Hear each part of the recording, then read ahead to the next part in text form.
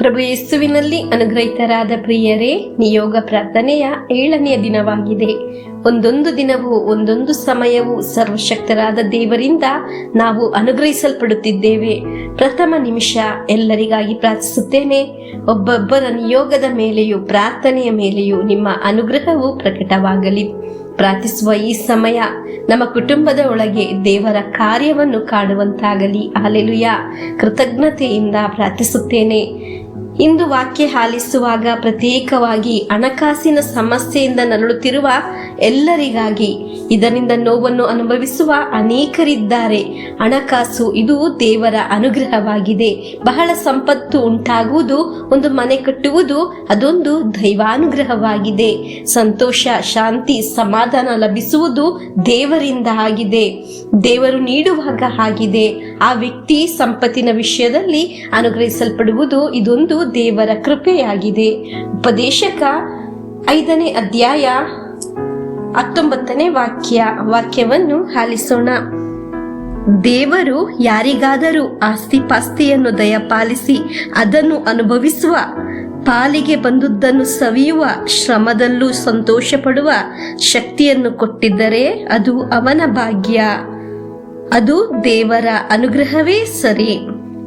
ಪ್ರಿಯರೇ, ಸಂಪತ್ತು ಸಮೃದ್ಧಿ ಮಾತ್ರವಲ್ಲ, ಅದನ್ನು ಅನುಭವಿಸಲು ಇರುವ ಜಾಣ್ಮೆ, ತಿಳುವಳಿಕೆ ದೇವರು ನಮಗೆ ನೀಡಬೇಕು. ಸಂಪತ್ತು ಸಮೃದ್ಧಿ ಇದ್ದರೂ ಅದನ್ನು ಅನುಭವಿಸಲು ಅನೇಕರಿಗೆ ಸಾಧ್ಯವಿಲ್ಲ.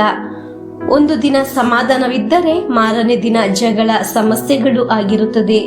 ಈ ಒಂದು ಅವಸ್ಥೆಯಲ್ಲಿ ಈ ವಾಕ್ಯ ಆಲಿಸುವ ಯಾರೇ ಆಗಲಿ, ಸಂಪತ್ತು ಸಮೃದ್ಧಿ ಮಾತ್ರ ಸಾಕಾಗುವುದಿಲ್ಲ, ಅದನ್ನು ಅನುಭವಿಸುವ ದೇವರು ನೀಡಿದ ಭಾಗ್ಯ ಬೇಕು.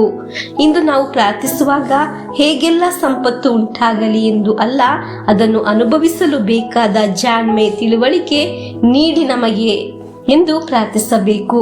ದೇವರು ನೀಡುವ ಸಂಪತ್ತಿನ ಪ್ರತ್ಯೇಕತೆ, ಅದನ್ನು ಅನುಭವಿಸಲು ಇರುವ ಜಾಣ್ಮೆ ಕುಟುಂಬಕ್ಕೆ ಬೇಕು. ಪ್ರಿಯರೇ, ವಿವಿಧ ರೀತಿಯಲ್ಲಿ ಸಂಪತ್ತಿನ ವಿಷಯದಲ್ಲಿ ನೋವನ್ನು ಅನುಭವಿಸುವವರಿದ್ದಾರೆ.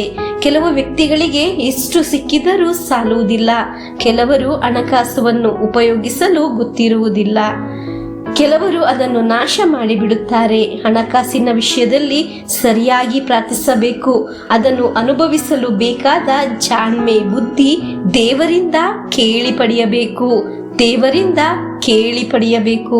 ಇಂದು ನೀವು ಮಾಡುವುದು ಏನೇ ಕೆಲಸವಾಗಲಿ, ನೀವು ಹೀಗೆ ಪ್ರಾರ್ಥಿಸಿರಿ: ದೇವರೇ, ನನಗೆ ಹಣಕಾಸು, ಸಂಪತ್ತು, ಸಮೃದ್ಧಿ ಸಾಕಾಗುವುದಿಲ್ಲ.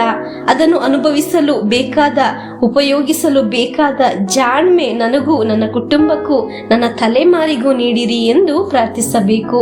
ಸಂಪತ್ತು, ಸಮೃದ್ಧಿ, ಅದನ್ನು ಅನುಭವಿಸಲು ಇರುವ ಜಾಣ್ಮೆ, ಈ 3 ಕಾರ್ಯಗಳು ದೇವರಿಂದ ಕೇಳಿ ಪಡೆಯಬೇಕು. ಹಲ್ಲೆಲೂಯಾ. ಇದು ದೇವರ ದಾನ, ಕೃಪೆಯಾಗಿದೆ. ದೇವರು ನಮ್ಮನ್ನು ಅನುಗ್ರಹಿಸುತ್ತಾರೆ. ಪ್ರಾರ್ಥಿಸೋಣ. ಪ್ರಿಯರೇ, ನೀವು ಸಾಲದ ಬಾಧೆಯಲ್ಲಿ ಆಗಿದ್ದೀರಾ? ಜಪ್ತಿಯಲ್ಲಿ, ಕೋರ್ಟ್ ಕೇಸಿನ ಸಮಸ್ಯೆಯಲ್ಲಿ ಆಗಿದ್ದೀರಾ? ನಮಗೆ ಪ್ರಾರ್ಥಿಸೋಣ. ಪ್ರಭುವೇ, ನಮ್ಮ ಕುಟುಂಬದಲ್ಲಿ ಈ ಹಣಕಾಸಿನ ಸಮಸ್ಯೆ ಪರಿಹರಿಸಲು, ಬಿಡುಗಡೆ ನೀಡಲು ನಮಗೆ ಬೇಕಾದ ಅನುಗ್ರಹವನ್ನು ನೀಡಿರಿ. ನನಗೆ ಒಂದು ಮನೆ ಬೇಕು, ವಾಹನ ಬೇಕು, ಮಕ್ಕಳ ಕಾರ್ಯದಲ್ಲಿ ಹಣಕಾಸು ಅಗತ್ಯವಿದೆ.